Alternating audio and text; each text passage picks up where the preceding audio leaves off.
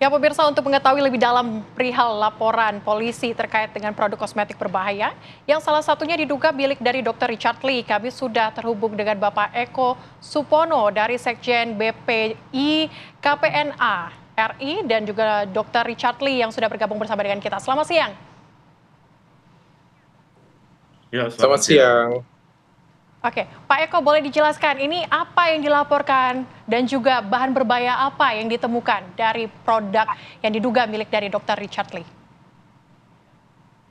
Baik, terima kasih Mbak. Kami dari GPI KPNPA RI mungkin juga ingin menjelaskan terhadap berita-berita yang berkembang di media sosial ya. Kami ini sebetulnya tidak melaporkan siapa-siapa itu pada intinya, dan kami ini adalah mengawal proses hukum yang berjalan. Apapun dari permasalahan, kita ikut di situ untuk mengawasi. Nah, terkait dengan permasalahan ini, kami itu menemukan adanya berita di Warta Buana dan Tarakan TV ya. Di sini kami membaca dan meneliti bahwa adanya penyitaan dari BPOM terhadap 2.475 buah skincare beretiket biru yang diduga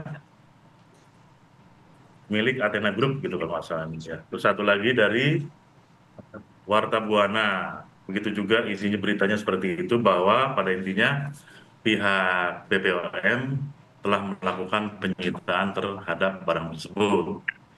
Nah, untuk itu kami dari dari BPI itu sudah melayangkan surat klarifikasi menanyakan tentang berita tersebut. Artinya kalau memang ada penyitaan, bagaimana proses hukumnya, kemudian sudah sampai di mana proses hukumnya. Itu yang kita awal. Dan kemudian kami juga melaporkan ke Barreskrim, bukan melaporkan siapa-siapa, tapi meminta kepada pihak kepolisian untuk ikut mengawal proses ini supaya berjalan sesuai dengan hukum yang berlaku. Jadi kami tidak melaporkan siapa-siapa gitu. Kalau memang ternyata diketemukan adanya seperti yang disampaikan oleh dua media tersebut, ya harus diproses secara hukum dan itu tidak boleh tidak. Dan kami dari BPI akan terus mengawal. Demikian, Bu. Baik, saya mau langsung minta klarifikasi mungkin dari Dr. Richard. Dr. Richard, benarkah kemudian memang salah satu produk kecantikan Anda ini diduga memiliki bahan berbahaya, dokter? Saya mau ketawa sih dengar Pak Eko menjelaskan. By the way, saya baru tahu namanya Pak Eko. By the way, gini ya, ini template banget sih. Setiap kali saya melakukan edukasi tentang skincare abal-abal atau tentang BPA ya, selalu kayak gini ya, ada yang melaporkan. By the way, ini bukan laporan ya, tapi ini tadi Pak Eko sudah bilang sendiri bahwa itu dumas ya, jadi bukan laporan polisi. Cuma saya itu aneh ya, ini cuma dumas, tapi kayak sudah heboh banget digembar-gemborkan ke banyak media kayak gitu ya. Padahal keyakinannya itu belum 100%. Yang pertanyaan saya, BPI ini siapa? Anda ini siapa? Pemerhati skincare Indonesia kah? Atau apa? Pada waktu saya bongkar skincare abal-abal, yang ada hasil labnya nih, hasil labnya jelas nih, bahkan ada hasil lab yang dari Amerika, Anda kemana? Anda ada di mana? Waktu saya bongkar tentang klinik yang pakai etiket biru, kliniknya viral, kontennya juga viral, Anda ada di mana selama ini? Kenapa sekarang cuma berdasarkan artikel, tapi Anda keluar ke media semuanya? Ada titipan siapa ini, Pak? Oke. Baik, Pak saya Eko, menjawab mungkin boleh ditanggapi pertanyaan langsung, Pak Eko. Ya, menanggapi Dr. Richard Lee ya.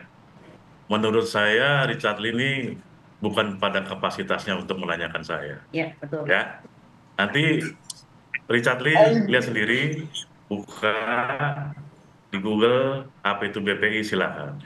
Boleh Anda sekarang ketawa-ketawa, silakan. Anda mau melakukan apa-apa silakan, terserah.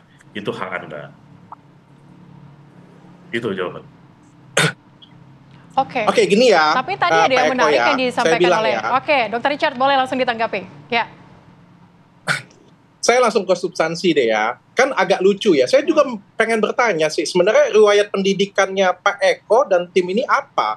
Masa sih kita melaporkan cuma berdasarkan artikel? Aduh Pak, malu saya Pak di Indonesia seperti itu. Mana artikel kita sama-sama tahu ya, artikel itu ada titipan. Dan artikel itu tidak akurat. Ibaratnya kayak gini Pak, Bapak mau ambil ilmu bukan dari jurnal, dari blog. Kan malu Pak seperti itu punya ya, saya pikir ya. Sekali lagi saya tegaskan ya, saya tidak pernah disita BPOM. Kalau Bapak bilang seperti itu, tegas Pak bilang Pak. Biar saya bisa catat, dan saya akan laporkan pencemaran nama baik. Tegas, ngomong dengan tegas, Dr. Richard skincare-nya pernah disita BPOM. Tegas ngomong Pak di sini. Karena saya tidak pernah merasa skincare saya pernah disita BPOM sedikit pun. Bahkan di tahun ini saya banyak membantu BPOM. BPOM tuh ngundang saya untuk melakukan edukasi tentang etiket biru. Mana mungkin BPOM ngundang saya secara pribadi kalau misalnya mereka melakukan penyitaan itu. Logik, Pak. Makanya saya pengen tanya dengan Pak Eko, titipan siapa Bapak Eko ini? Baik, Ya, Dr. saya Richard, tanggapi, mungkin saya boleh, Pak Eko, mungkin saya mau Dan konfirmasi ada ini satu seperti lagi yang ya, dinyatakan oleh Pak Ini ya, Richard, ada satu lagi ya. Dr. Richard, bahwasanya ini berdasarkan Saya- aduan satu lagi masyarakat, ya, tapi satu sebetulnya lagi ya. apakah diteliti juga oleh BPI? Ya, tentunya kami Nah, sebagai gitu ya, organisasi sosial kontrol Gini ya, terhadap saya ngomong ya. masyarakat ya, Pak Eko, tidak Pak Eko, sembarangan kita langsung kalau mau membuat review laporan-laporan. modal Pak Eko. Ya, kita harus meneliti dulu, kemudian kita Baik, rapat. Dr. Richard, mungkin kemudian kita kita berikan waktu putuskan. dulu untuk Pak Eko. Gantian dong ngomongin dong. Ya, Pak Eko silakan dilanjutkan ya Pak. itu. Ya. Ya, artinya bahwa kita sebagai lembaga sosial kontrol di masyarakat atau kita ini LSM memiliki hak untuk melihat, mendengar, meneliti apa perkembangan yang ada di tanah air kita. Termasuk salah satunya adalah kita membuat laporan, pengaduan, itu diatur dalam Diatur dalam KUHP, undang-undang. diatur dalam undang-undang. Jadi kita memiliki dasar, tidak asal-asalan. Masalah Dr. Richard mau menghina kita begini dan begitu, Silakan. silakan. Mau dilaporkan, ya monggo. Itu hak setiap orang, silakan. Oke, tapi saya ingin mengkonfirmasi kepada Dr. Richard. Dr. Richard, ini apakah benar memang produk dari Dr. Richard ini apakah berbahaya dan juga apakah memang sudah mengetahui ada surat penyitaan dari BPOM? Boleh dijelaskan secara rinci, Dr. Richard? Kalau ada surat penyitaan dari BPOM, nggak mungkin saya berani live di TV ini. Tidak pernah ada penyitaan Oke. dari BPOM dan saya tidak pernah menjual produk yang berbahaya. Satu ya saya sampaikan dengan Pak Eko ya, dengan BPI ya saya bilang ya, Pak kalau mau review modal Pak, beli skincare-nya Pak, jangan baca dari artikel, malu-maluin saya aja Bapak.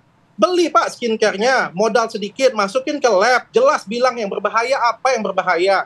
Jangan Bapak baca dari artikel, terus Bapak buat laporan, kelihatan banget Pak titipannya. Ya. Ya, saya terima apa yang dikatakan oleh Richard Lee. Ya, silakan aja Richard Lee menghina-hina kita sebagai salah satu LSM di negara kita, silakan. Kita dianggap kita harus punya modal, itu silakan. Saya percaya Baik, Dr. Pak Richard Eko. ini orang yang uangnya banyak. Baik, Pak Eko mungkin nanti boleh dijawab juga itu soal tudingan BP ini tidak meneliti langsung begitu, hanya berdasarkan artikel, hanya mengumpulkan artikel dan aduan masyarakat saja kemudian melaporkan sejumlah produk kecantikan ini berbahaya. Tapi nanti ya usai jeda berikut Pak Eko, kami akan kembali sesaat lagi, tetaplah bersama kami di Apa Kabar Indonesia siang.